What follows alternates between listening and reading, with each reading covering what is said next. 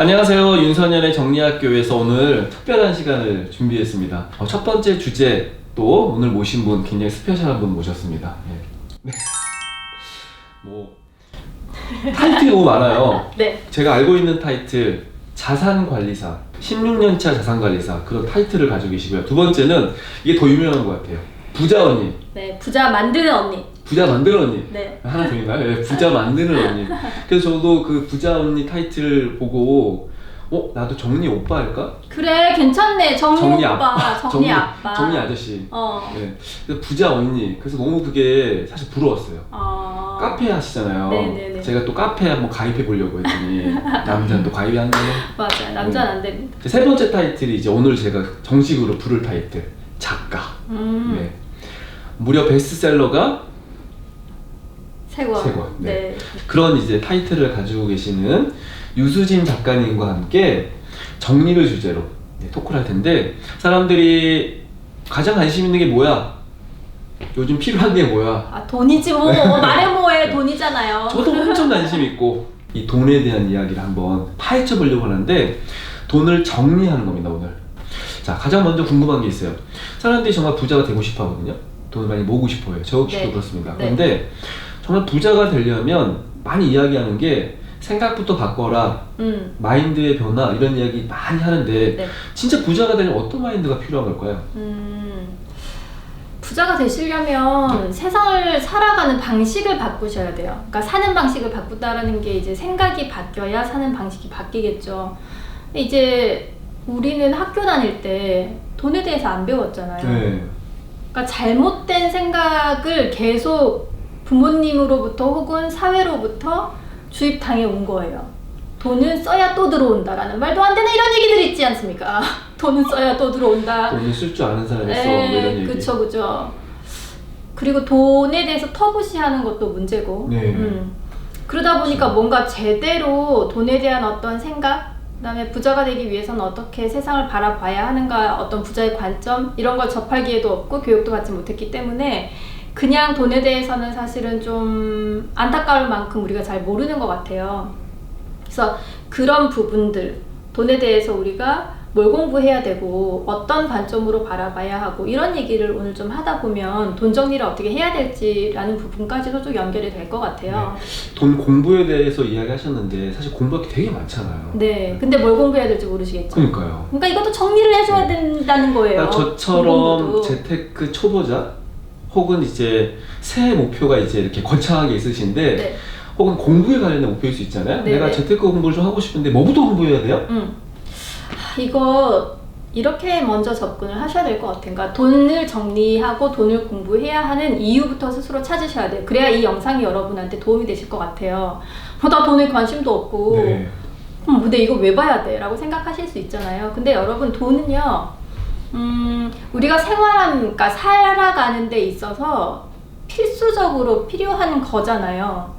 내가 어딘가로 가고 싶어, 차비 내셔야 되고요. 나 물 한 잔 먹고 싶어, 길거리에서 뭐 어떻게 먹을 수가 없으니까 편의점에서 사 드셔야 되고, 집에서도 수도세 내셔야 되고. 그러니까 돈이 없으면 살아갈 수 없는 우리가 세상에 살고 계시는데도 불구하고 나는 돈에 관심 없어 라고 돈 앞에서 청순한 척을 하시면 안 된다라는 거예요. 하루하루 살아가려면 돈이 필요하고, 그럼 그 돈은 어떻게 벌어야 하고, 내가 돈을 벌지 못하는 순간이 오면 그러면 나는 어떻게 이 돈을 충당할 것인가에 대해서 꼭 생각을 하면서 살아가셔야 해요. 그리고 우리가 돈에 대해서 관심을 가지는 게 당연히 터부시할 일이 아니라는 거죠. 왜? 생활하는데 필수적으로 필요한 요소이기 때문에. 내가 옷 없으면 밖에 나가실 수 없듯이 돈도 마찬가지거든요. 근데 왜 돈에 대해서는 그렇게 부정적으로 돈 하면 안 돼. 그렇죠. 그러면 나쁜 사람이고, 왠지 부자는 나쁜 사람인 것 같고, 그래서 안 그냥 좋은, 부자 된 것 같지 않고. 뭔가 나쁜 짓을 해서 부자가 된 것 같고, 그리고 샘나는 게 더 많은 거지 사실은. 그래서 돈에 대해서 안 좋게만 보지 마시고 이 생각부터 바꾸셨으면 좋겠어요. 돈에 대해서 터놓고 얘기하고 관심을 많이 가져야 돼. 왜? 우리는 자본주의 시대에 살고 있고 돈 없으면 살 수 없는 상황에 놓여 있으니까. 그러면 돈 자체가 나쁜가? 돈 자체는 나쁘지 않잖아요. 내가 돈을 어떻게 사용하는가, 사용자의 문제인 거지 돈 자체가 나쁜 건 아니니까 돈에 대해서 이제는 좀 열린 생각으로 긍정적으로 바라보고 관심을 좀 가져야 된다. 그리고 이게 없으면 나는 살 수 없으니까 당연히 관심을 가지고 봐야지 라는 생각을 좀 가지셨으면 좋겠고, 그러면 도대체 돈, 나 뭐부터 알아야 돼? 라고 생각하실 수 있잖아요. 되게 돈이 어려워요, 그쵸? 배울 게 너무 많을 것 같아요. 이유가 뭔지 아세요? 정도? 이유가 뭔지 아세요? 안 배워서 그래. 그 누구도 우리한테 어디서부터 어디까지 공부하면 이제 돈에 대해서 좀 아실 거예요 라고 얘기해 준 사람 아무도 없었거든요. 뭐 학년이 있는 것도 아니고 네. 점수가 있는 것도 아니고. 그렇죠. 예. 그리고 무슨 어떤 지침서나 매뉴얼이 있는 것도 아니에요. 그러니까 막연하니까 어렵다고 생각하시고 진도가 안 나갈 수밖에 없고, 당장 이거 1번은 이거하고 2번은 이거하고 라고 좀 정리라도 해주면 따라갈 텐데 그런 것조차 없다 보니까 많이 힘들어도 하시는 거예요. 근데 이런 것들을 정리를 해드리는 게 제 직업이거든요. 네. 저한테는 어려운 일이 아닌 거죠. 그러니까 정리를 이제 시작을 해볼까요? 네. 네. 일단 돈 공부는 돈의 역사부터 시작을 하셔야 돼요. 돈이 뭔지부터 아셔야 되지 않을까요? 와, 그렇게까지 해야 될지. 당연하죠. 그렇게부터 하셔야 됩니다. 돈의 역사. 돈의 돈에도 역사. 역사가 있겠죠. 그럼요. 우리나라로 얘기하면 이제 상평통보 이런 건가요? 그것도 배워야 된다는 얘기인가요? 그 이전부터요. 네. 인류가 나타나서 이 땅에 나타나서 어떤 필요한 것들을 가지기 위해서 어떻게 했을까요? 물물 교환을 했겠죠. 막 때리고 네. 뺏어오고 무턱대고 이러진 않았을 거 아니야. 학교 다닐 때 막 그 배웠던 막 재화, 그쵸. 뭐 용역, 재화, 네. 용역 이런 거 이런 기억나시죠? 생각나요. 화폐, 그쵸. 그러니까 뭔가를 물물 교환을 해야 되는데, 교환을 할 때 이 사람이 원하는 것과 내가 원하는 것이 맞아 떨어져야 되는데, 나는 제 걸 갖고 싶은데 쟤는 내 걸 갖고 싶지 않아. 그러면 교환이 안 되겠죠.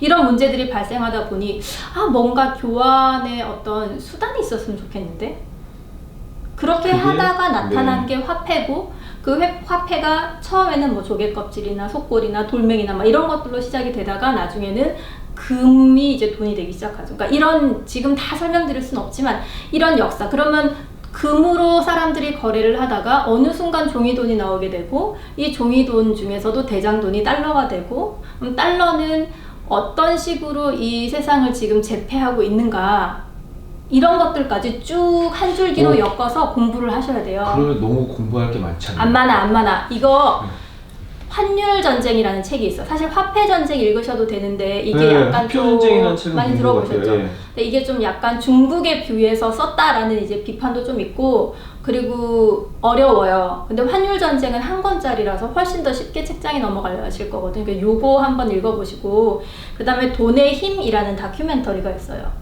근데 요거를 보시잖아요. 이 6부작인데 돈의 역사, 주식의 역사, 채권의 역사, 이런 것들이 싹 다 나와요. 요즘 다큐가 워낙 좋은 게 많아요. 예. 그 요거 보시고, 요거는 근데 조금 어려워서 요거 전에 자본주의라는 다큐가 있어요. 그걸 보시면 돈은 빚이다. 돈이 어떻게 세상으로 나오게 되고, 우리는 은행에 대출을 해야지만 돈이 손에 떨어지잖아요. 월급 받는 거 말고.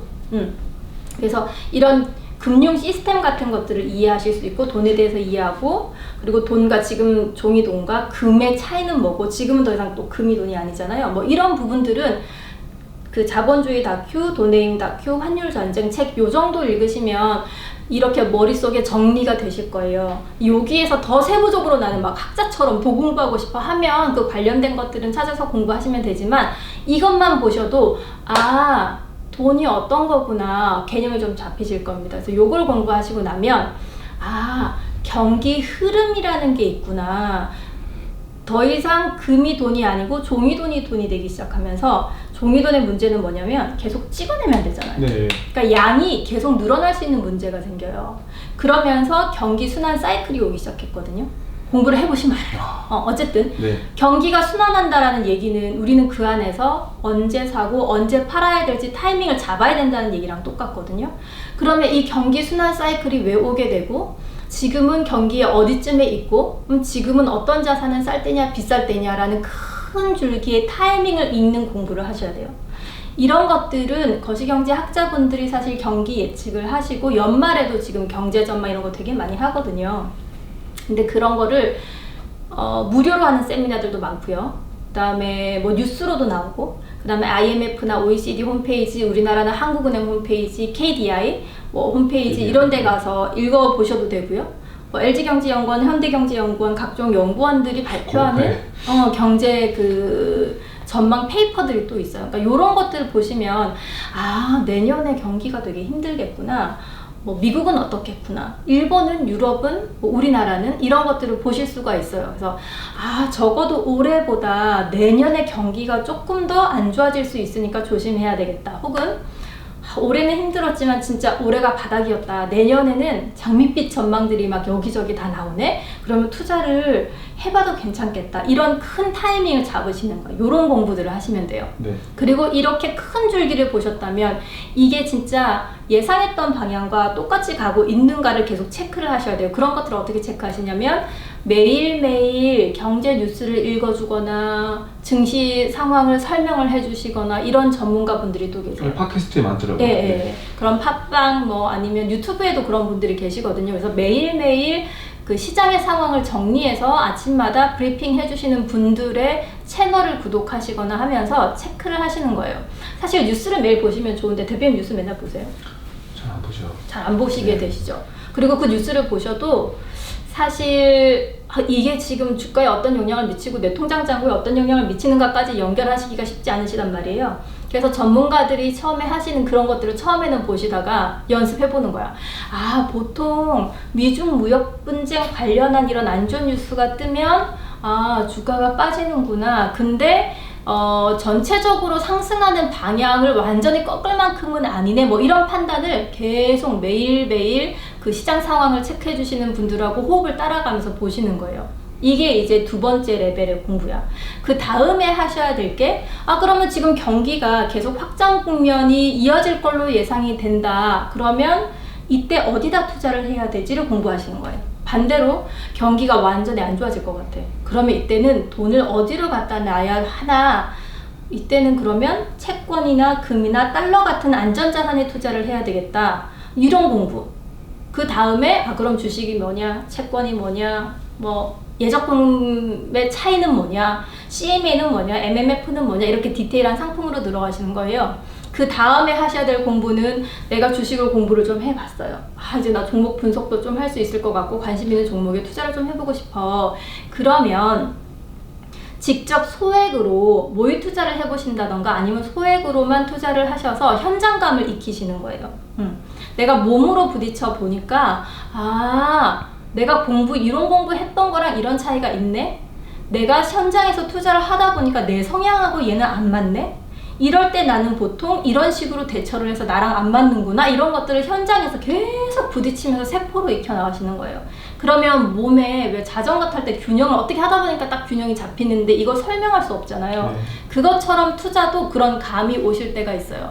이 감이 딱 왔다 그러면 어떤 경지가 되시냐면 내가 주식으로 반복해서 수익을 실현해낼 수 있는 그 경지까지 가시는 거야.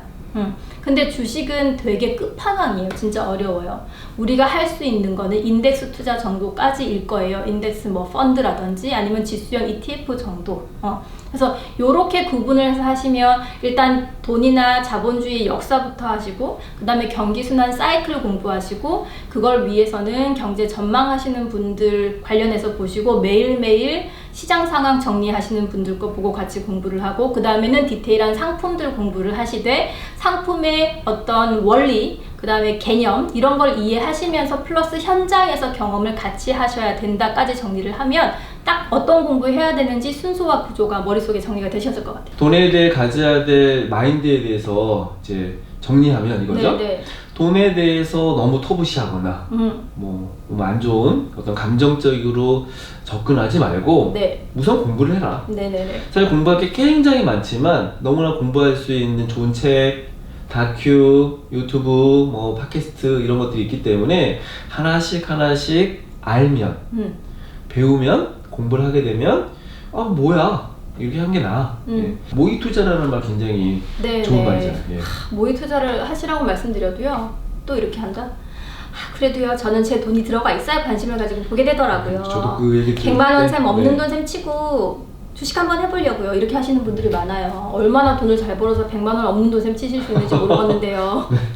100만 원 진짜 힘들게 모으신 돈이에요. 그래서 제발 없는 돈 생각 치지 마시란 말이에요. 모의 투자 해보셔도요, 충분히 그 똑같이 운영이 되기 때문에 관심만 있으시면 이 감을 잡는 데 굉장히 도움이 그쵸. 되실 거예요. 게다가 중요한 건 뭐냐면 자기 분석을 먼저 하셔야 돼요. 나는 재테크 레벨에서 어디에 있는가를 먼저 생각을 하셔야 돼요. 근데 대부분은 나는 막 CMA 넣으면 원금 보장 안 되면 어떻게 해요? 이러신 레벨이에요. 근데 막 주식을 100만 원쯤 없는 돈 생치고 하겠대. 주식은 여러분 거의 끝판왕이에요. 주식, 그 다음에 환, 그 다음에 뭐 코인 투자 이런 거는 끝판왕의 레벨이세요. 근데 나는 재테크 막 이제 쪼렙이야, 0레벨이야. 근데 막 끝판왕에 투자를 해보시고 계시단 말이에요. 그러니까 나의 레벨에 맞지 않은 투자를 하셨을 때는 무조건 손실을 보십니다.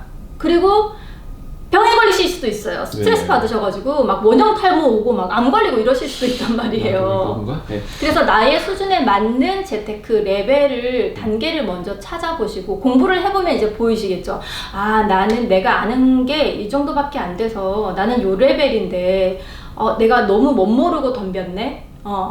혹은 뭐 나는 충분히 공부가 됐고 현장에서도 막 반복해서 내가 펀드로는 수익 낼 수 있으니까 이제 주식을 좀 공부해볼까 이런 식으로 자신의 레벨에 맞게끔 공부하시고 현장에서 경험해보시고 반복해서 수익을 그 방법으로 낼 수 있다 그럼 그 다음 레벨로 넘어가고 요렇게 좀 전략적으로 가시는 게 이 중요합니다. 단계가 있는 것 같습니다. 네. 이 부자들을 많이 만나셨을 텐데 제가 정말 궁금한 건 부자들 중에 정리를 못하는 사람도 있었나요? 아니요, 제가 만난 분들 중에서 정리가 안 되어 있는 사무실, 정리가 안 되어 있는 차, 정리가 안 되어 있는 집은 못 본 것 같아요. 그분들은 이제 좋은 차 타고 기사 아니요, 기사분이 네. 없으신 없는 분들도 차 정리가 안에, 차 예. 안에 일단 뭐 정리할 게 없어. 물건이 거의 없으세요. 네. 그게 공통점이에요. 브라이언 트레이시가 했던 말이에요. 부자와 빈자의 차이는 부자의 책상에는 너저분한 서류가 없다. 이런 이제 말이 있는데 제가 부자가 되려면 서류를 두지 마라 이런 말보단 부자인 사람들은 일을 미루지 않는다. 일거리. 그러니까 서류가 쌓여있다는 의미가 이제 해야 될 일, 봐야 될 서류, 정보들, 이런 것들을 계속 미뤘다는 의미라서 그렇게 이야기를 많이 하거든요. 근데 경험하셨던 부자들은 그런 미루는 습관 같은 것을 가지고 있는 걸 목격한 적 있으세요? 거의 없어요, 저는. 거의 없는 것 같아요. 그러니까 이런 식이야. 내가 윤선현 대표라고 계신데 되게 훌륭하신 분이셔. 너 뭐 정리 컨설팅 필요하면 내가 소개해줄게. 그럼 이제 우리는 보통 나중에 소개해줄게. 그러고 이제 카톡으로 보내준다던가 아니면 또 네. 까먹고 안 보내주거나 이런 식이잖아요. 근데 그런 분들은요, 그 자리에 바로 전화해, 대표님한테. 아, 윤 대표, 나 누군데? 나 저기 후배가 말이야 필요해가지고 둘이 약속해 지금 통화해가지고 전화 약속 저도 잡아. 그런 거 많이 대부분은 경험한 것 이런 같아요. 식이시거든요. 네. 그러니까 뭐 생각나면 해 그게 아니라 맞아요. 예, 그냥 그때 바로 해야 해버리세요. 돼. 예. 그리고 그러니까- 만약에 대표님 식사 한번 해요. 언제? 나 다음 주 화요일하고 수요일 괜찮아. 언제? 근데 그런 것 같아. 부자들이 이렇게 하기 때문에 우리도 이렇게 해야 된다라는 거는 사실 설득력이 좀 떨어질 수도 있을 것 같아요. 그쵸, 제 생각에는. 예. 근데 그 사람들이 부자가 될 수밖에 없었던 이유가 저희가 이제 대표님도 그렇고 저도 그렇고 그런 어른들을 만나 뵀을 때 뭐든지 저렇게 미루지 않고 굉장히 진취적으로 뭔가를 해나가고 역동적으로 막 움직이시고 저런 힘이 저런 에너지가 저분을 성공하게 만들지 않았는가라는 느낌을 굉장히 많이 받기 때문에 우리도 좀 그런 부분을 본받았으면 좋겠다. 그리고 늘 정리라든지 돈 정리도 미루니까 이거 미루고 미루다가 1년 다 지나가가지고 벌써 막 좀 있으면 크리스마스야. 근데 올 한 해 가계부 써야지 해놓고 한 번도 안 썼어. 네. 이렇게 되니까 우리도 좀 내가 왜 이렇게 미루고 있지? 혹시 내가 이거를 해야 되는 이유를 찾지 못해서 그런 건 아닌가? 왜 우리는 이유를 못 찾고 이걸 계속 미루고 있을까? 이런 것들은 네. 한번 좀 혼자서 여러분 반신욕 하시면서 캔들 켜놓고 올해는 연말이 가기 전에 들이 누워서 네. 분위기 있게 네. 와인도 한잔 하시면서 이거 그림이 그려지는데요. 네. 왜 내가 올 한 해도 돈 정리 이렇게 미루고 왔을까, 집 정리 미루고 왔을까는 한번 생각해 보시는 시간을 그러니까요. 갖고 연말을 보내시면 좀 의미가 있지 않을까. 단식용 20분이면 하는데 그 정도 시간이면 충분히 그쵸. 답을 찾을 수 있을 것 같습니다. 우리가 생각할 시간이 없어서 생각을 안 하는 건 아닌 것 같아요, 그렇죠? 네. 계속 미루고 딴 생각하느라? 그렇죠. 딴 생각하고 TV 봐야 하고 내가 좋아하는 양준일 씨가 슈거맨에 나오니까 그걸 봐야 되고 막 리베카 봐야 되고 네. 이러다 보니까 순서가 자꾸 밀리는데 그래도 막상 딱 잡고 시작하면 오래 걸리지 않으니까 여러분 네. 올해가 가기 전에 네. 12월 전에 진짜 한 해의 자산을 내가 얼마큼 벌었고 얼마큼 썼고 세금은 얼마나 냈고 그래서 실질적으로는 얼마를 내가 그 소득을 만들어냈고 그럼 내년에는 한 어느 정도 모을 수 있고 그럼 요 추세대로 5년 후에는 10년 후에는 내 자산이 얼마가 되고 요런 거를 눈에 보이게끔 한번 그려보시는 작업을 하잖아요. 그러면 이거 생각보다 열심히 하면 괜찮겠는데? 이런 동기부여도 되시고 그러면 나 내년에는 요거 좀 적어서 정리를 해봐야 되겠다 이런 생각이 좀 드실 것 같아요. 네. 무조건 눈에 보이게 한번 손으로 적어서 정리를 해보시는 걸 저는 정말 강추드립니다. 그려보기, 손으로 적기. 네. 그러니까 이제 생각나는 게 있어요. 가계부. 음. 작가님 생각하시기에 가계부를 선택할 때 이거 진짜 중요해. 편리함. 편리함. 무조건 편해야 돼. 왜냐하면 가계부를 여러분 내가 뭐 오늘 몇 월 며칠 뭐에 얼마 썼고 이거를 손으로 다 적으실래봐요. 이거 딱 3일 쓰시잖아요. 덮어놓고 안 쓰게 되세요. 거의 뭐 장문하는 거 이상의 그 스트레스죠. 그래서 재테크라는 분야는요 돈을 모으는 것보다는 쓰는 게 훨씬 쉽잖아요. 네. 그래서 쓰시는 거거든요. 가계부도 쓰는 것보다 안 쓰는 게 훨씬 더 쉬우세요. 그래서 쓰다가 이게 어느 정도만 며칠만 쓰셔도 포기하게 되시거든요. 그래서 가계부 사갖고 끝까지 다 쓰시는 분 저는 거의 못 뵀어요. 그러니까 이거는 무조건 편리하게 방향을 잡으셔야 되는데 저는 가계부를 써본 적이 없거든요. 가계부 전 안 써요. 네. 왜냐면 부자들 안 쓰던데.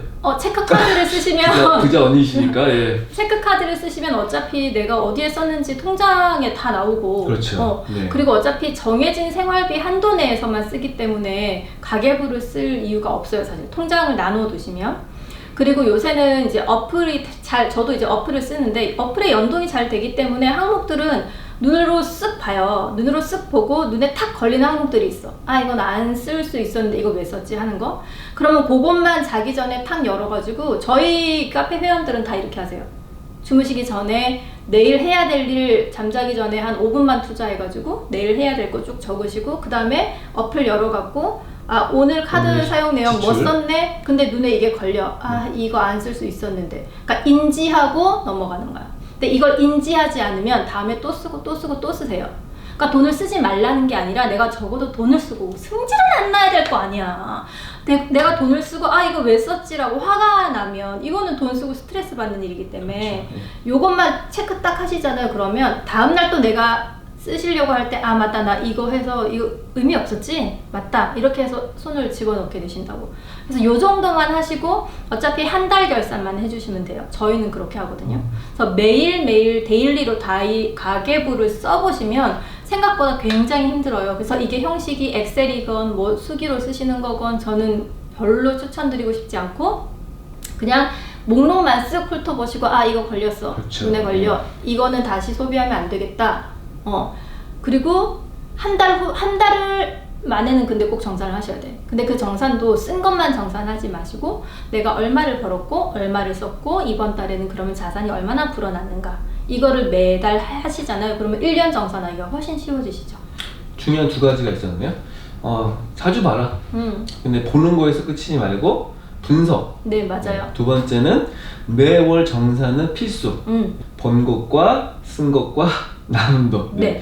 마치 이제 이 성적표를 받는 듯한 기분 드는데 저도 이제 좀 오랜 습관 중에 하나가 전 어플 가계부를 쓰는데 어플은 그냥 입력용으로 보는 게 아니라 이렇게 그래프도 나오고 그 다음에 목록이 쫙 나오니까 그걸 계속 보거든요. 네. 제가 최근에 이제 시작한 또 습관은 신용카드 결제 내역 결제 내역을 이렇게 쫙 봅니다. 예. 네네. 그러면 이제 사실 지난달과 이번 달이 이제 뭐 너무 잘 정리가 돼 있잖아요.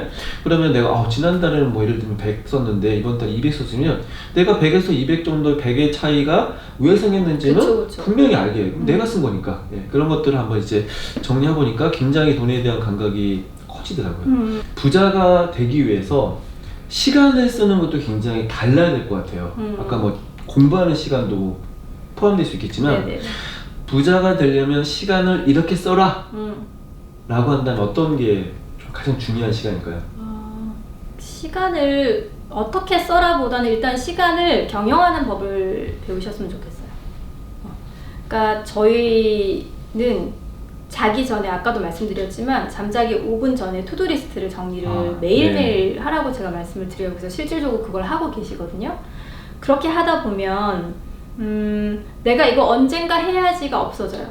내일 해야 될 일을 적어놓고 이제 내일이 됐어. 그러면 하신 거는 줄을 쭉쭉 그어 나가시는 거예요. 이걸 하다 보면 빠뜨리고 가는 일이 일단 없어지고요. 그 다음에 두 번째로 좋은 점은 내가 맨날 이렇게 사소한 것도 미루던 내가 이걸 했네? 그러면 정말 작은 거지만 성취? 스스로가 작은 성취감을 느끼고 이거 작은 성공이지만 되게 기특하다라고 생각했어요. 그래서 이게 쌓이다 보면 성공도 습관이잖아요. 그러니까 자기가 기특해지고 자존감이 올라가요. 그래서 자존감 올리시는 데는 이 투두리스트 적고 실행하시는 것만큼 투표약이 없어. 정말 한번 해보세요. 그래서 이렇게 하시잖아요. 그럼 투두리스트를 적은 다음에 그 다음에 다이어리 있잖아요. 다이어리에 미리 적으시는 거예요. 그러니까 생각해봐. 미용실 한번 가야지. 나 이제 앞머리 좀 잘라야지. 근데 3주가 지나도록 안 가고 있는 거야. 결국은 막 앞머리 막 여기까지 오고 좀 있으면 배꼽까지 내려오겠어. 막 이럴 때 거지존에 돌입해서 도저히 눈 뜨고 못 보겠다. 이럴 때 가시게 돼요. 그러니까 그때 스스로에게 내가 진짜 왜 이렇게 맨날 미루지? 왜 꼭 나 이렇게 그지같이 됐을 때만 가지? 이러다가 투두리스트에 미용실 예약하기를 적어놓고 실제로 미용실에 전화해서 예약을 딱 주말에 잡았어요. 그리고 미용실에 가.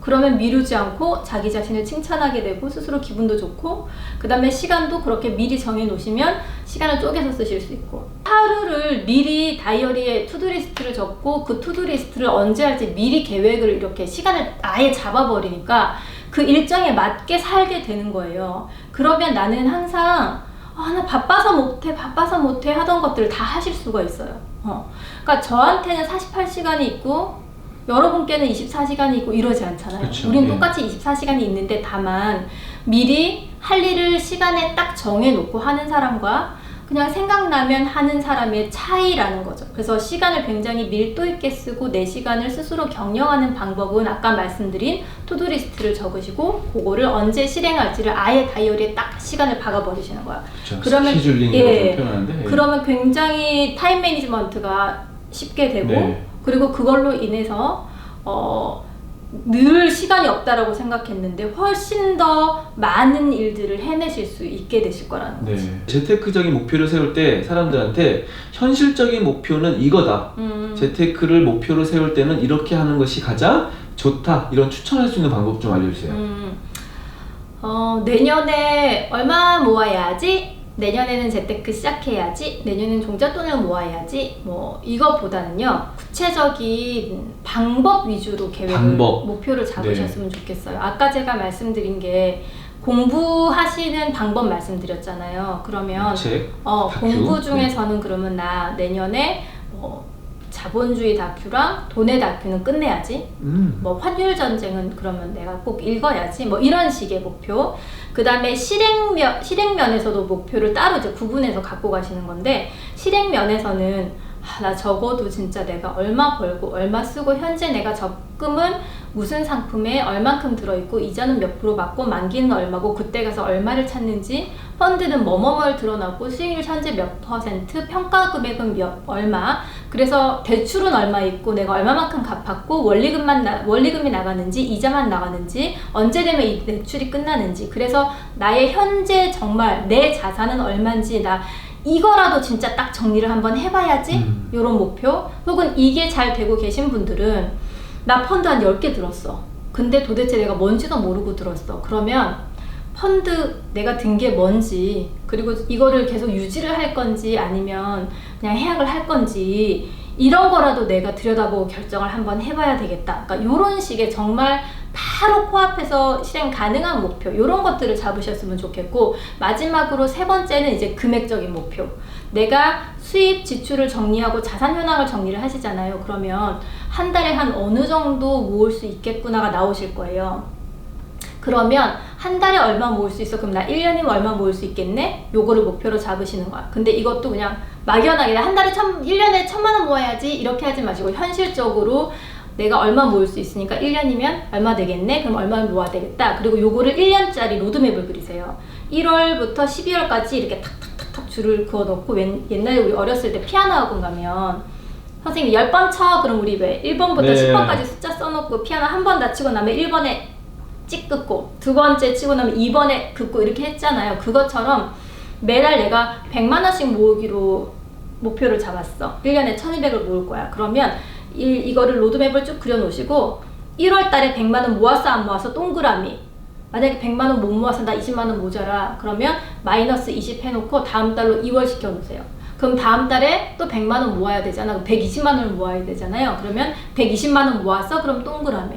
이 110만 원밖에 못 모았어? 그럼 마이너스 10만 원. 이런 식으로. 그러면 매달 내가 연애 목표를 매달 이렇게 타이트하게 쫓아가시면서 보잖아요. 그러면 1200만 원 전부 다는 못 모으셔도 거의 비슷하게 모으실 수 있어요. 그래서 목표는 세워놓으시되 이 세 가지 큰 공부, 실행, 그 다음에 금액적인 목표, 이거를 세우시고 실천하는 구체적인 방법을 제가 말씀드린 이유가 목표만 세워놓고 또 안 하실까봐. 네. 근데 요거 어렵지 않잖아요. 그쵸, 예. 예. 저도 뭐 재린이라고 할 수 있어요. 재테크 어린이라고. 재린이. 예. 재린이인데도 실천하고 있는 방법들을 또 이제 많이 말씀하셨고, 제일 중요한 거는 이제 내가 할 수 있는 구체적인 방법으로 가야 된다.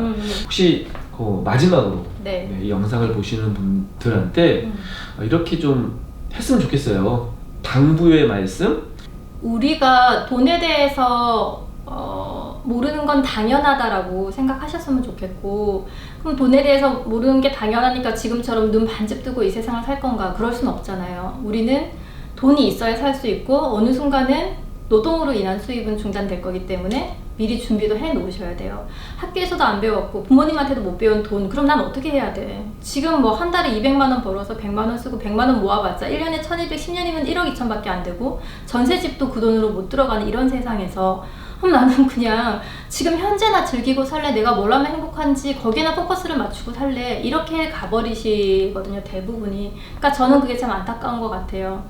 돈은 열심히 공부하시고 모으시잖아요. 그러면 생각보다 빠른 속도로 불어나거든요. 이거는 저희 카페가 이제 한 6만 5천 명 정도 모여 있어요. 근데 여기에서 수많은 사람들이 생각보다 이거 해보니까 되네요 하시는 분들이 본인들의 어떤 경험들을 많이 올려주세요. 간증이라고. 예, 그러니까 이거는 제가 혼자 주장하는 바가 아니라 정말 많은 사람들이 그렇게 겪고 있고 바뀌고 있으니까, 너무 부정적으로 어차피 안 되는 거 뭐 마이너스 100만 원 마이너스 300이나 뭐 그게 그거 아니야 이렇게 생각하지 마시고, 할 수 있다. 근데 할 수 있다가 아니라 사실은 하셔야만 해요. 근데 이 과정을요 좀 재밌게 생각해보면 어떨까 싶어요.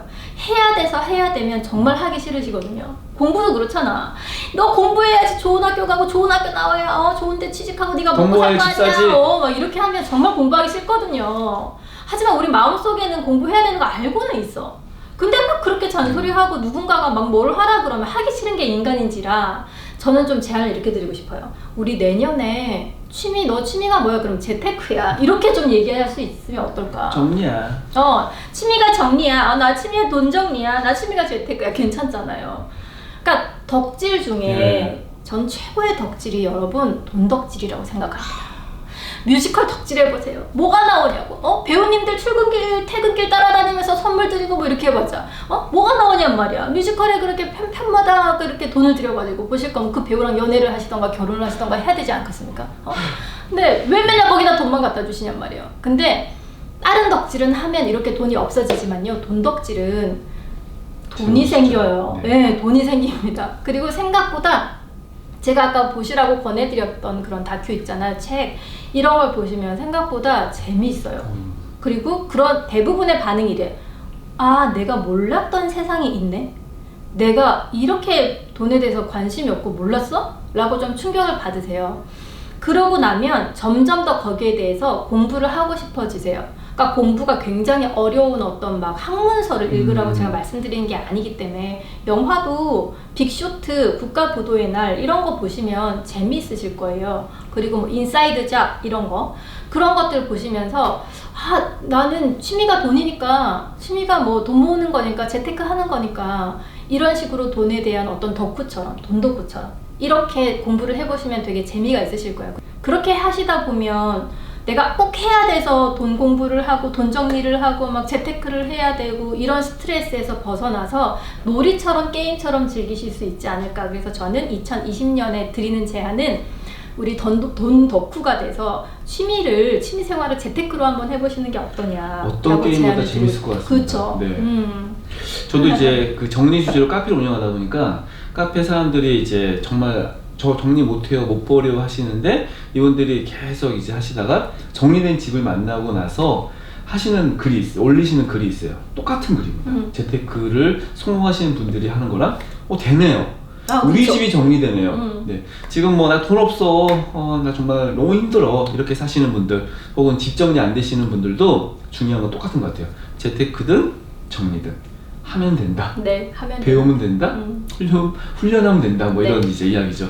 자, 오늘 돈을 정리하는 방법들 영상 내용에서 굉장히 중요한 단어들이 사실 어렵다고 생각하시는 단어들이 있으셨을 것 같아. 예, 근데 그건 중요하지 않잖아요. 예, 잘 몰라서 잘 못 배워서 그럴 수 있으니까 이게 영상이 나중에 한 뭐 1년 후에 보시면 뭐 다 아는 얘기만 하네. 뭐 알아 아까 뭐 한일 뭐 무슨 읽어봤어. 예, 이렇게 이야기할 수 있을 것 같습니다. 자, 정리를 실천하는 방법도 돈을 정리하는 거랑 똑같으니까요. 돈 정리로 새 목표를 한번 세워보시고 새로운 취미를 만드시는 한 해를 한번 시작해 보셨으면 좋겠습니다. 오늘 영상에 함께 해주시고 이렇게 많은 분들에게 좋은 이야기 나누셔서 감사합니다. 네, 저도 오늘 즐거웠습니다. 감사합니다.